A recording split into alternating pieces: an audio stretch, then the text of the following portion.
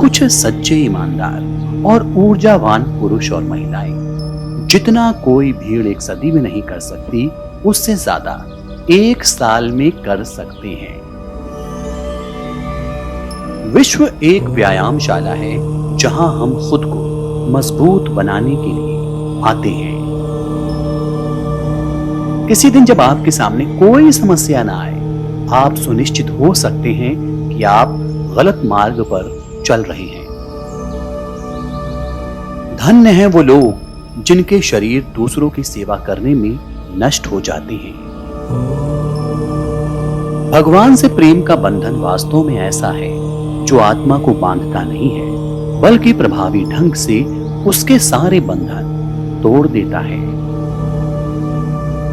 तुम फुटबॉल के जरिए स्वर्ग के ज्यादा निकट होगे बजाय गीता का अध्ययन करने के। सत्य को 1000 तरीकों से बताया जा सकता है, फिर भी हर एक सत्य ही होगा। यदि स्वयं में विश्वास करना और अधिक विस्तार से पढ़ाया और अभ्यास कराया गया होता, तो मुझे यकीन है कि बुराइयों और दुख का एक बहुत बड़ा हिस्सा गायब हो गया होता। किसी की निंदा ना करें। अगर आप मदद के लिए हाथ बढ़ा सकते हैं तो जरूर बढ़ाएं। अगर नहीं बढ़ा सकते तो अपने हाथ जोड़िए, अपने भाइयों को आशीर्वाद दीजिए और उन्हें उनके मार्ग पर जाने दीजिए। इस दुनिया में सभी भेदभाव किसी डिग्री के हैं, ना कि प्रकार के, क्योंकि एकता ही सभी चीजों का रहस्य है।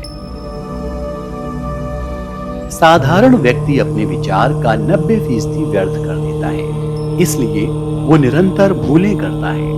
एक प्रशिक्षित मन कभी कोई भूल नहीं करता। जहां दुर्बलता और जड़ता है, वहां क्षमा का कोई मूल्य नहीं, वहां युद्ध ही श्रेयस्कर है। जब तुम ये समझो कि सरलता से तुम विजय प्राप्त कर सकते हो, तभी क्षमा करना। संसार युद्ध क्षेत्र है, युद्ध करके ही अपना मार्ग साफ करो। जब कभी भारत के सच्चे इतिहास का पता लगाया जाएगा, तब यह संदेश प्रमाणित होगा कि धर्म के समान ही विज्ञान, संगीत, साहित्य, गणित, कला आदि में भी भारत समग्र संसार का आदि गुरु रहा है। बाहर की दुनिया बिल्कुल वैसी है जैसा कि हम अंदर से सोचते हैं। हमारे विचार ही चीजों को सुंदर और बदसूरत बनाते हैं। पूरा संसार हमारे अंदर समाया हुआ है, बस जरूरत है चीजों को सही रोशनी में रखकर देखने की। पीड़ितों की सेवा के लिए आवश्यकता पड़ने पर हम अपने मठ की भूमि तक बेच देंगे। हजारों असहाय नर नारी हमारे नेत्रों के सामने कष्ट भोगते रहे और हम मठ में रहे, यह संभव है। हम सन्यासी हैं, वृक्षों के नीचे निवास करेंगे और भिक्षा मांगकर जीवित रह लेंगे। यदि हमें गौरव से जीने का भाव जगाना है, अपने अंतर्मन में राष्ट्रभक्ति के बीज को पल्लवित करना है, तो राष्ट्रीय तिथियों का आश्रय लेना होगा।